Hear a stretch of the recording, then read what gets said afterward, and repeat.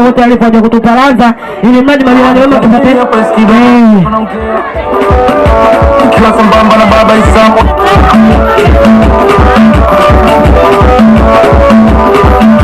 Twende tuone vijana huko. Eskido anafia tu. Okay. Kila sambamba na baba Isamu kibinya kubaya. Welcome to Sanjiki Shmaida.